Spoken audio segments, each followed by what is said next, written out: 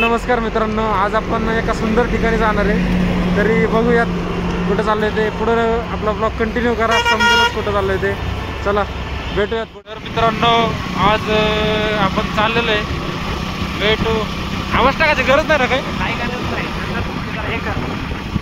घेऊन असं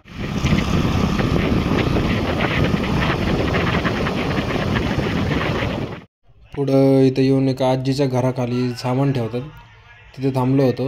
अमोलदादा जरा सामान काढत होता तिथे, तर त्याच्यामध्ये खायचं वगैरे नाश्त्याचं पण होतं, तर तेच घेत होतं.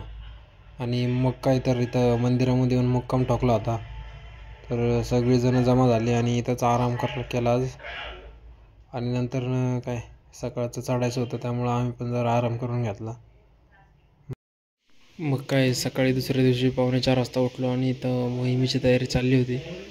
पोरांची आवरावर पण चालली होती जरा इथं. तर कोण काय सामान घेणार हातामध्ये ते पण ठरवायचं होतं. आणि मग काय तर 5:30 वाजता किल्ली चढायला सुरुवात. चढता चढता आम्हाला जवळपास 2 तास लागला. तर इथं सूर्य पण उगवत होता, तर सूर्यदेवांचं दर्शन घेतलं आणि केली परत पुन्हा चालायला सुरुवात. तर आपल्याला आता पोचायचं होतं मोहिमेसाठी वरती लवकर, त्यामुळे जरा पटापटा पण जायचं होतं. काय दिसत नाही, काय सगळं काळ काळ दिसतंय रे इथं. जंगलातच आलोय आपण प्रॉपर म्हणल्यावरती काय बोलणार आहे.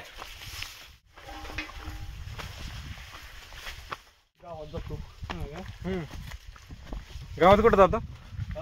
गावात कुठं? हा का? मग ते आपण तिथं सामान घेतलं सकाळी काल रात्री तिथं. आजी चांगलं सहकार्य करते म्हणायचं.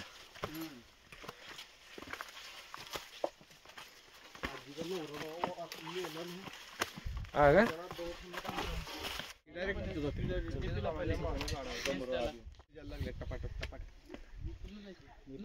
तुम्ही पुढे होते ना, थांबलो होतो तुमच्यासाठी. होय का? आम्ही तिघं थांबलो मागे. काढली राव नाही का कुठली नाही का आपली डागाची टाकी उसाची माझ्या का नाही आपल्या परिवारातल्या आम्ही बी केली.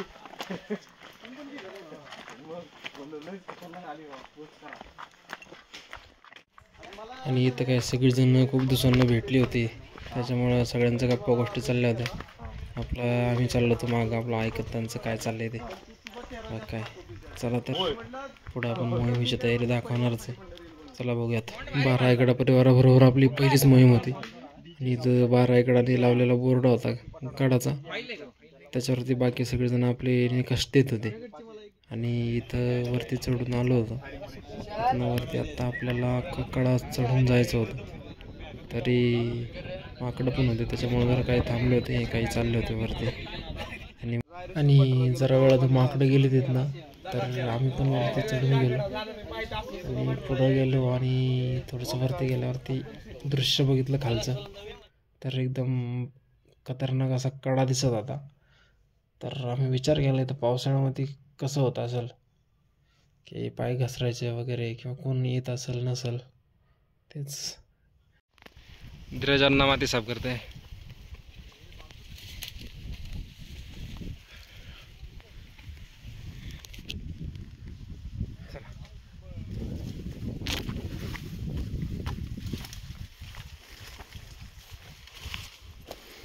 हे बघू शकता, झाड पडले. येईन अंगा परत. चला जाऊ दे, चल. शक्तिमान. तर आपण पोचला आहोत तिथे ढोच्यापाशी. आणि इथनं काही किल्ले दिसतात, ते दाखवतो जरा वेळात. चल. कुठला? समोरला डोंगर. हा, त्याच्या माग तिकडे बारका एकदम माग ओगते तिकडे दिसतोय का बारका? हा, असं शिखरागत नाही, त्याच्या पण माग माझ्या ड्युक्स डोंगर, त्याच्यावर रॅपलिंग क्लाइम्बिंग करते. तर इथनं किती येते? एवढे गड दिसतात. तुंग, मोरगिरी, कोराईगड, नागफणी, राजमाची, सोनगिरी, माणिकगड, कर्नाळा, ईर्षाळगड, प्रबळगड, सोंडाई, पेब आणि काय चंद्रीवरती काय मलंग आहे ना, मलंगड आणि इकडं सिद्धगड, भीमाशंकर. समोर फक्त राजमाचीचे 2 बालेकिल्ले दिसतात. अति सुंदर. तलावातलं पाणी कमी झाले. तर पुढे जाऊन आपण मंदिराचे अवशेष पाहणार आहोत. तरी इथं आपण पोचलो होतो तेव्हा मंदिरात पूजा चालली होती. आपले सहकारी सर्व पोचले होते आपल्या अगोदर. आपण जरा वरती गेलो होतो ध्वजाकडं आणि वरती गड पाहायला कोणते दिसतात ते. तोपर्यंत आपला दादा इथं हे करत होता, पूजा करत होता. आणि पूजा पूर्ण करून इथं आरतीची तयारी चालली होती. आपले ऋषीदादा फुलं वगैरे अर्पण करायचा तयारी चालली होती त्यांची. आणि मग काय तर पुढं आरती घेतली. पहिली सुरुवात गणपती बाप्पापासून. तर गणपती बाप्पाची आरती पहिली, नंतर महादेव महाराजांची पूजा आरती घेतली होत्या. 2-3 आरत्या म्हटल्या. तर सर्व आवरून पोरं पुढं आली होती तळ्यावरती. सगळीच वरती चढून आली होती, त्याच्यामुळं ताण लागली होती आणि जरा ऊन पण पडलं होतं. तर पाणी वगैरे भरून घेतलं इथं आणि नंतर मग गेलो तिकडं महादरवाजाकडं. आणि इथं आपण पोचलो महादरवाजावरती. तर महादरवाजावरनं इतकं सुंदर दृश्य दिसत होतं की ते टिपल्याशिवाय मला राहवलं नाही. आणि काय तर पुढे थोडासा टाईमपास करत धीरज म्हणला आपण नॅचरल टॅटू काढूयात. तर तोच काढत होता. एक झाडाचं पान घेतलं आणि त्यानं मारला शिक्का. तर त्याचा पांढरा छाप उठला. तोच आपला नॅचरल टॅटू म्हणायचा. आणि पुढं काय तर महादरवाजावरती पूजा केली अवजारांची. इथं काय सगळ्यांचा विचार घेऊन काम जाळलं होतं. त्याच्यामुळं सगळ्या पोरांनी आपल्या हातात हिरवं गवत वगैरे घेतलं होतं विझवण्यासाठी. तरी जाळ वगैरे व्यवस्थित करून काळजी घेऊन सर्व काम केलेलं आहे. आणि दरवाजातून वर आलं कीच एक छोटासा वाड्याचा अवशेष आहे. त्याच्यामध्ये पण खूप जास्त गवत झालं होतं.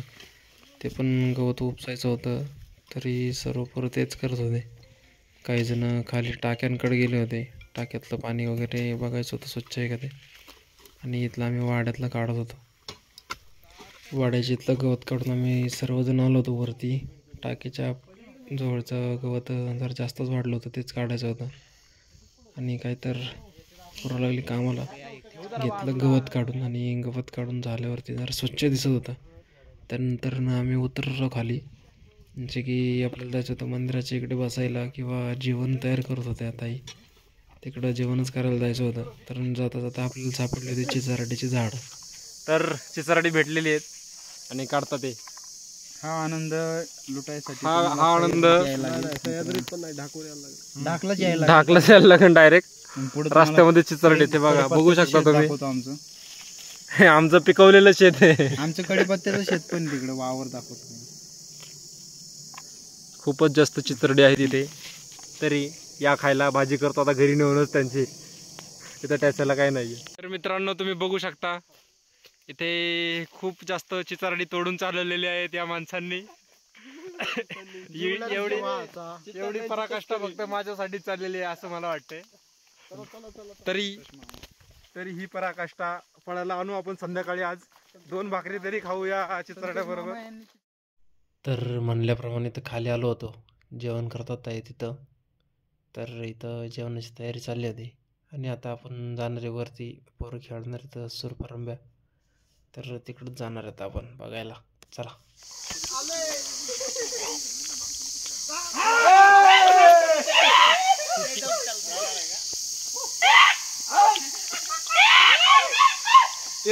एक मिनिट.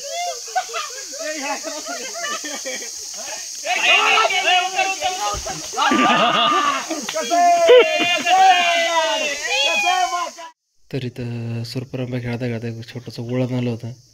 संतोष जे की आम्ही त्याला संतोष मामा म्हणतो. सगळ्यांनी ठरवलं होतं त्याच्यावर राज्य घ्यायचं.